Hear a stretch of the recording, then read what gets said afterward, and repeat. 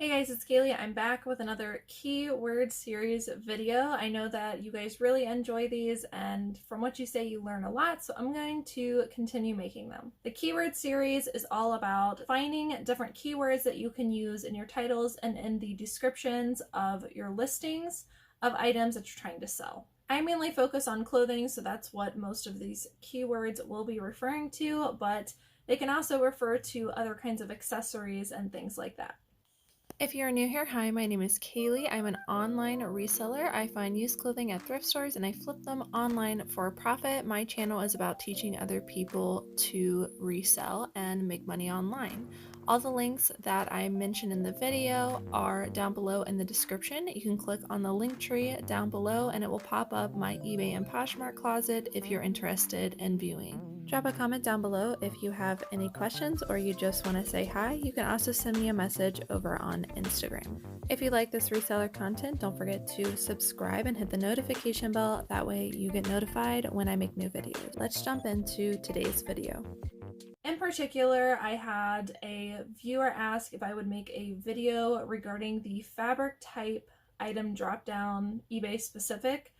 On eBay, which is basically a drop-down menu where you define not only the material that's separate, but then after that there's actually a fabric type, and there are multiple different fabric types that you can choose, and some of them can be kind of confusing.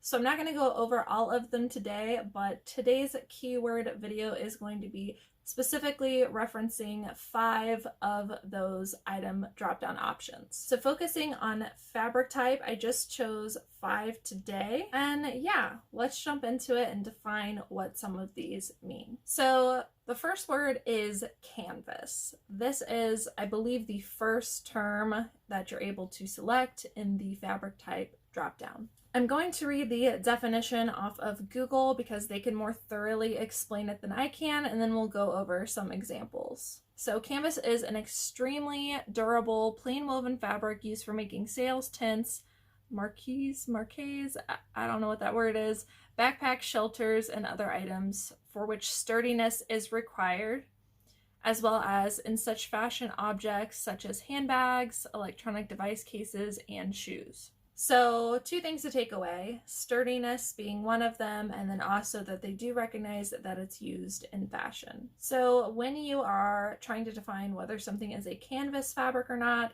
you're definitely going to want to test the sturdiness of the fabric. Canvas is usually a stiffer feeling fabric, and you can tell it is made for utility purposes. Now that's not to say that everything made out of canvas is a utility workwear item.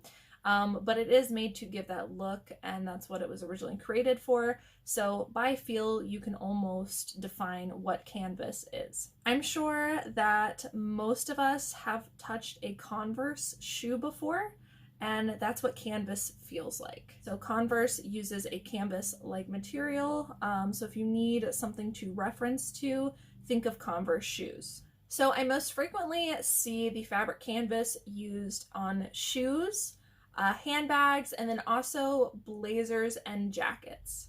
During fall and winter, canvas is actually a popular fabric type because, again, it's very durable and it helps to protect against the weather. The most common item that I pick up in fall and winter with this type of material are barn coats. We've talked about those in previous videos, but the most commonly used fabric on barn coats is canvas.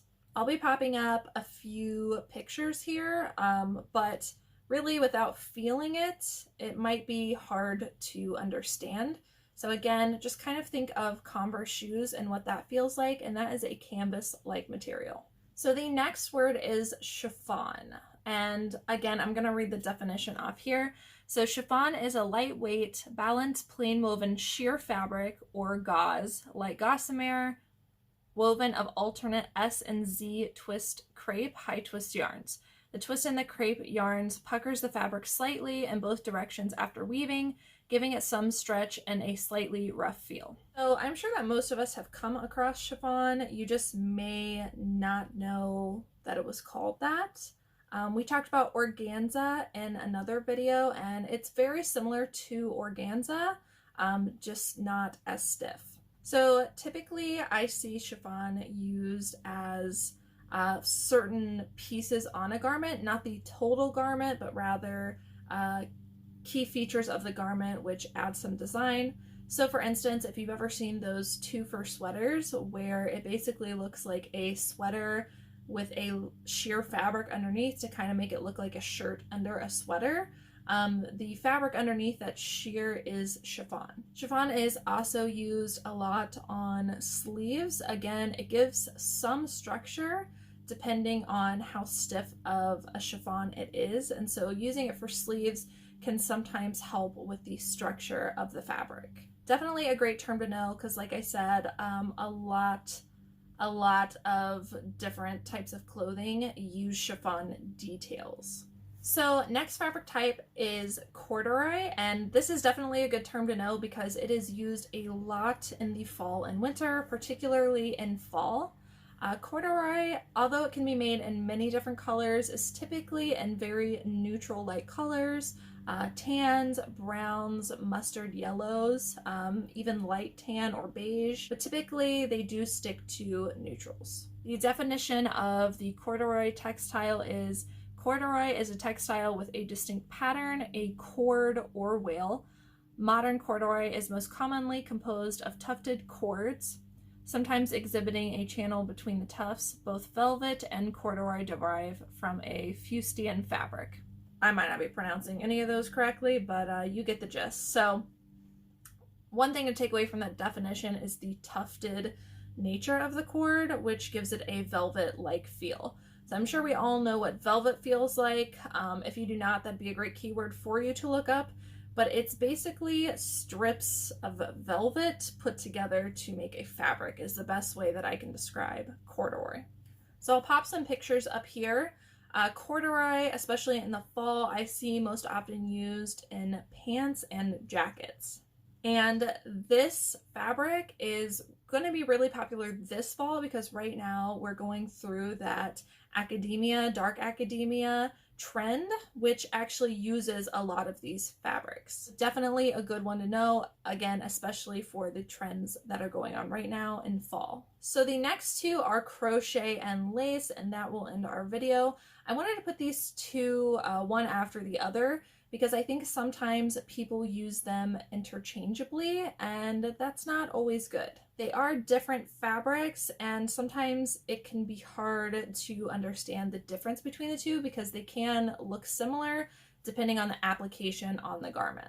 So crochet is a process of creating textiles by using a crochet hook to interlock loops of yarn, thread, or strands of other materials. The name is derived from the term French crochet, meaning small hook. That's good to know, I didn't know that. Hooks can be made from a variety of materials such as metal, wood, bamboo, or plastic. Okay, we don't need to know the tools, but what we do need to know is what crochet is. So made out of yarn material. Now, when I think of yarn, I think of very, very soft strings of fabric, but that's not always necessarily the case. Sometimes they are used. Sometimes crochet is made more with a twine-like material, which is a kind of a harder string. And typically I think it is actually usually in clothing a little bit more hard than what you would typically think yarn would feel like. So we're going to take a look at some examples. So I see crochet used most often in the spring and summertime, mainly as applications on top of other fabrics. It's usually kind of like a chiffon. It's usually like a detail on a garment versus being the entire garment. You'll see this a lot in a lot of the boho designs that are coming out now, where they will have like a top or something and then maybe the entire or most of the back will be crochet. Moving into fall, I do think that crochet can be used in some of the colder weather applications.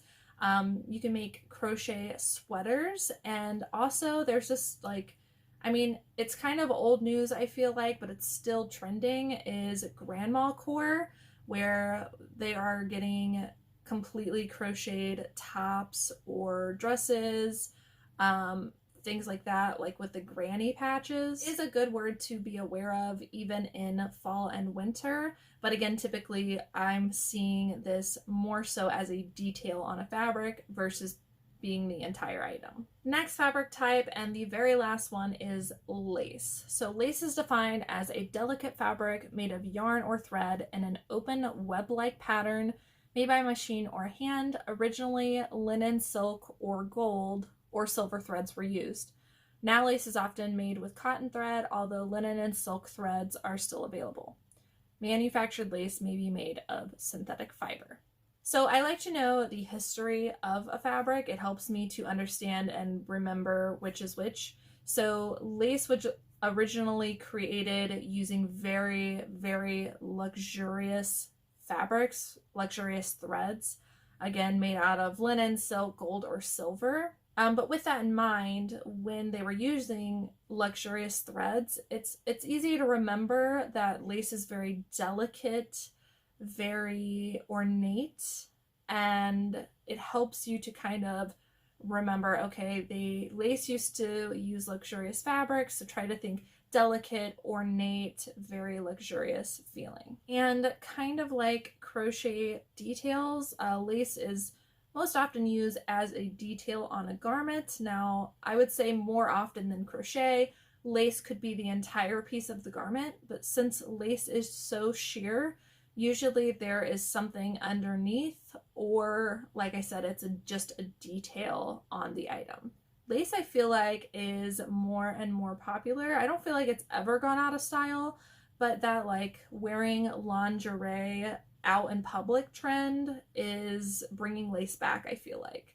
So people might get a lingerie top and wear it underneath of a jacket and just let that top poke through and be used as a top rather than an undergarment. And again, I think that trend is really popular right now, and I think we'll see some of that in fall as well. So again, crochet and lace, since they're both used in very similar applications, can be confusing to differentiate between the two, but I do think it's important to use the right keyword in your listing.